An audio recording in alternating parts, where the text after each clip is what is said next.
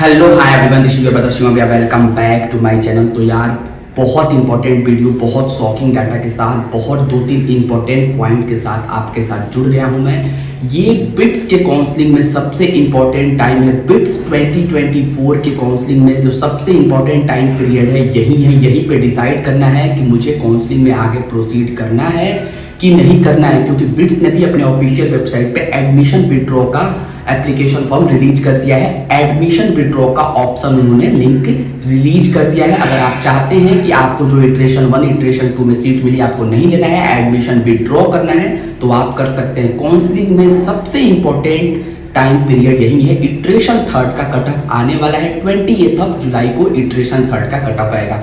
बहुत important point 2-3 discuss करूंगा। जितने भी लोग चैनल से नए जुड़ रहे हैं सब्सक्राइब कर लो और प्लीज वीडियो को अंत तक देखना। बहुत लॉजिकल बात करेंगे, हर चीज के लॉजिक को समझेंगे।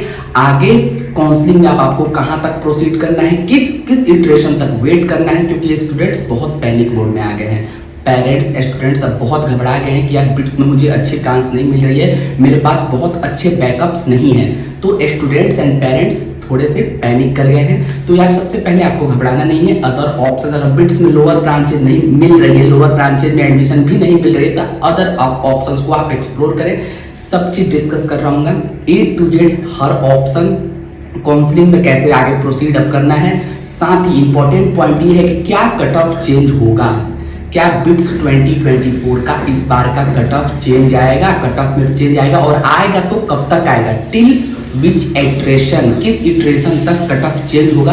ये बच्चों का बहुत ज्यादा डाउट है, क्योंकि इटरेशन 3 के बाद फिर रिपोर्टिंग भी करनी होती है, फिजिकल रिपोर्टिंग करनी होती है अपने कैंपसेस में, पिलानी, गोवा और हैदराबाद में जहां आपको अलॉट हुआ है। इटरेशन 3 के बाद फिर आपको रिपोर्टिंग भी करनी है। और इटरेशन 3 के बाद बच्चों को मतलब वो होता है कि भाई मुझे अब कहीं कॉलेज मिल जाए, क्योंकि अब समय जा रहा है, क्या होगा, क्या कहीं इधर नहीं मिला तो फिर आगे मैं क्या करूंगा, मेरे पास कोई बैकअप नहीं है। A to Z हर चीज डिस्कस कर रहूंगा, वीडियो को बस अंत तक देखना, बहुत चीज यहाँ पे क्लियर हो जाएंगी। ठीक है, जितने भी लोग चैनल से जुड़ रहे हैं यार लाइक करते जाए वीडियो को। लाइक तुम लोग नहीं करते हो, सब्सक्राइब कर लो, मेहनत लगती है वीडियो बनाने में। और कोई भी तुम्हारा कमेंट, कोई भी तुम्हारा क्वेरी हो, कोई भी एडमिशन से रिलेटेड कोई भी क्वेरी हो, कमेंट कर सकते हो। कोई ऑप्शन जानना है इसके लिए भी कमेंट कर सकते हो। अपना जेईई मेंस का परसेंटाइल बताओ, अपने स्टेट काउंसलिंग की रैंक बताओ, उस पर तुमको क्या मिलेगा मैं रिकमेंड करूंगा, और साथ ही वो वर्थ इट है कि नहीं ये मैं तुमको बताऊंगा। लेट्स स्टार्ट, वीडियो को शुरू करते हैं। सबसे पहले इंपॉर्टेंट पॉइंट, इटरेशन 3 का कल कट ऑफ आएगा।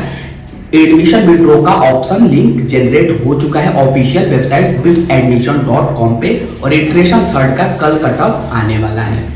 क्या कट ऑफ में चेंज आएगा, बहुत सारे बच्चों के मन में डाउट है कि कट ऑफ में चेंज आएगा कि नहीं। तो यार मैं तुमको इस चीज से ये समझाने की कोशिश करता हूँ कि कल जोसा का 5th राउंड का सीट एलोकेशन रिलीज कर दिया है। जोसा ने अपने ऑफिशियल वेबसाइट पे ओपनिंग एंड क्लोजिंग रैंक भी रिलीज कर दिया। ठीक है, उस ओपनिंग एंड क्लोजिंग रैंक को जब मैं देख रहा था उनके ऑफिशियल वेबसाइट पे, तुम भी देख सकते हो, तो एनआईटीज में यार जो ये 5th राउंड की काउंसलिंग हुई है, तो एनआईटीज में 400-500 रैंक ऊपर कट ऑफ गई है। मतलब सूरतकल में जो एनआईटी ट्रिची में पहले जो 1500 पे ब्रांच मिल जाती थी अदर स्टेट कोटा के थ्रू, अब वो इस बार 1100-1200 पे क्लोज हो गई है। 300 से 400 रैंक का डिफरेंस आया, मतलब कट ऑफ बड़ी है। ठीक है, पहला पॉइंट, इसको ध्यान से समझते जाना मैं क्या बोल रहा हूँ। दूसरा, आईआईटीज में बहुत सारे बच्चों को आईआईटी अलॉट हुई है। ठीक है, ब्रांच अपग्रेडेशन उस लेवल पे नहीं हुआ है, मतलब बहुत एक्स्ट्रा ऑर्डिनरी लेवल पे नहीं हुआ है। 5th राउंड में थोड़ा सा अपग्रेडेशन हुआ है, लेकिन बहुत एक्स्ट्रा ऑर्डिनरी लेवल पे नहीं हुआ है। इट मींस, और ये लास्ट राउंड था जोसा का, इसके बाद फिर CSAT राउंड होगी, और इसके बाद कोई काउंसलिंग नहीं है जोसा की। पहले 6th राउंड में होती थी, उसके बाद 2 राउंड स्पेशल राउंड CSAT होती थी। तो पहले काउंसलिंग के ऑप्शंस, राउंड्स के ऑप्शन ज्यादा होते थे, जो होना था इसी में होना था। आईआईटीज में बहुत ज्यादा चेंजेस नहीं आए। इसका मतलब इटरेशन 3 में, इसका मतलब ये लॉजिक हुआ कि इटरेशन 3 में कंपटीशन जोसा में भी बहुत ज्यादा हुआ है। और जिन बच्चों का, देखो आईआईटीज में जिन बच्चों को सीट मिले होंगे, देखो ध्यान से समझो, आईआईटीज में जिन स्टूडेंट्स को सीट अलॉट हुआ होगा वो स्टूडेंट सीट लिए होंगे, मैक्सिमम उसमें लिए होंगे। इट मींस कि बिट्स के काउंसलिंग में इटरेशन 3 में थोड़े बहुत चेंजेस आने के चांसेस बन रहे हैं। कोर ब्रांचेज और एमएससी कोर्सेज में चेंजेस बन रहे हैं। पहले 6th राउंड में होती थी, राउंड 5 खत्म हुआ, अब इधर थोड़े से चांसेस बन रहे हैं, बात को समझो। बट बहुत ज्यादा चेंजेस नहीं आएंगे, क्योंकि कंपटीशन उधर भी टफ है और उधर जिन बच्चों को अच्छी सीट नहीं मिली होगी एनआईटीज में, जिन बच्चों को अच्छी सीट, जैसे मैं तुमसे बोल रहा हूँ 400 मार्क्स ऊपर कट ऑफ गया है, सपोज दैट एनआईटी ट्रिची का मैं कल देख रहा था 1100-1200 रैंक पर सीएससी क्लोज हो गया अदर स्टेट कोटा से, ठीक है।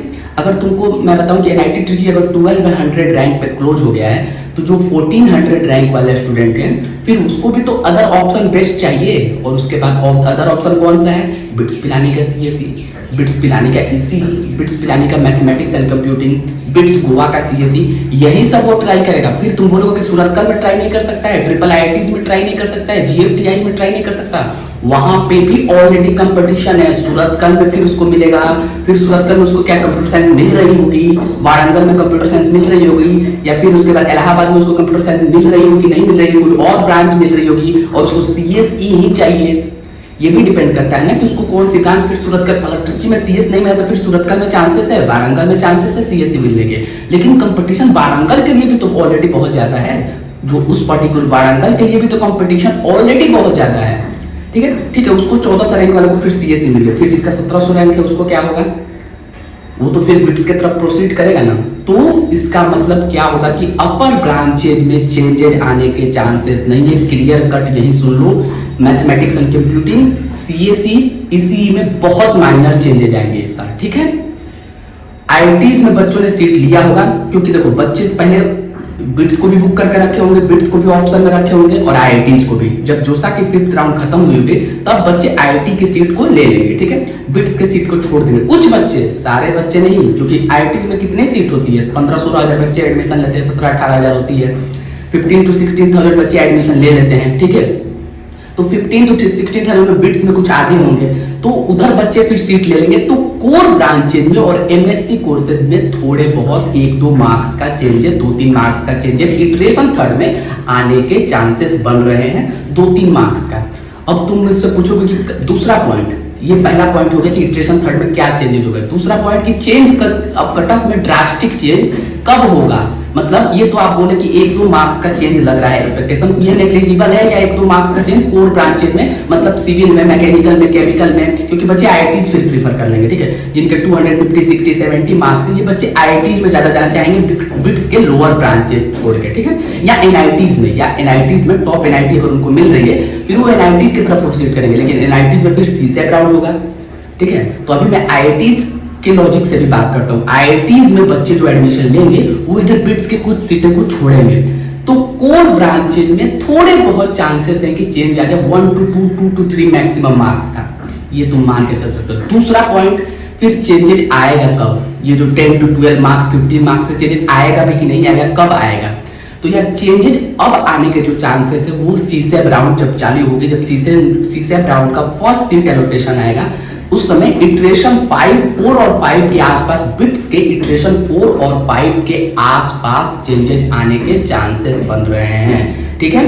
थर्ड में बहुत ज्यादा हम एक्सपेक्ट नहीं कर सकते, क्योंकि एनआईटीज में भी कट ऑफ बहुत ज्यादा ऊपर गई है, ठीक है, बहुत ऊपर गई है एनआईटीज में कट ऑफ, ठीक है। लास्ट राउंड जाते जाते लास्ट एनआईटीज में 5 to 4,000, 3,000 रैंक का डिफरेंस है, ठीक है। अपर एनआईटीज में कम है, अपर एनआईटीज में तो कम रहेगा, ऑब्वियस ही बात है, जैसा एनआईटी रहेगा उस हिसाब से होगा, ठीक है। तो लास्ट ऑफ एनआईटीज में 3 to 4 to 5,000 रैंक का डिफरेंस है। तो ये बच्चे कहाँ जाएंगे जिनको उस रैंक पर नहीं मिली है, bits, VIT, Manipal, state counselling, इधर जाएंगे, ठीक है। कुछ ड्रॉप ले लेते हैं नेक्स्ट ईयर कि मैं अच्छे ब्रांच के लिए प्रिपरेशन करूंगा, अच्छे कॉलेज और अच्छे कैंपस और अच्छे ब्रांच के लिए, ठीक है।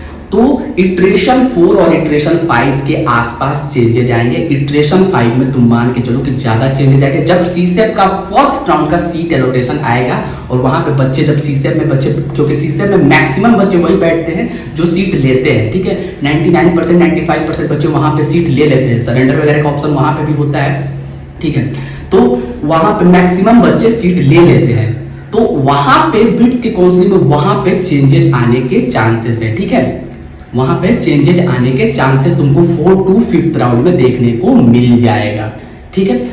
तीसरा पॉइंट कि कितने मार्क्स चेंजेज आएगा, कितना इटरेशन तक हमको वेट करना है। तुमको यार थर्ड इटरेशन तक तुम देखो और बैकअप जरूर रखो, थर्ड इटरेशन तक तुम वेट करो और तुम बैकअप रखो। तुमको कोई अदर ऑप्शन बढ़िया मिल रही है, बिट्स में लोअर ब्रांचेस मिलने के चांसेस अगर मिलेगा भी तो तुम अदर ऑप्शंस को एक्सप्लोर करो, अदर ऑप्शंस में एडमिशन को लेकर अब सीरियस हो जाओ, उसके प्रोसेस में लगो, ठीक है। अब तुम एडमिशन के प्रोसेस में लग जाओ, अदर ऑप्शन को देखो, मुझसे पूछोगे तुमको यहाँ ये मिल रहा है, ये ऑप्शंस मेरे पास अदर है, मैं उसको तुमको रिकमेंड करूंगा, ठीक है।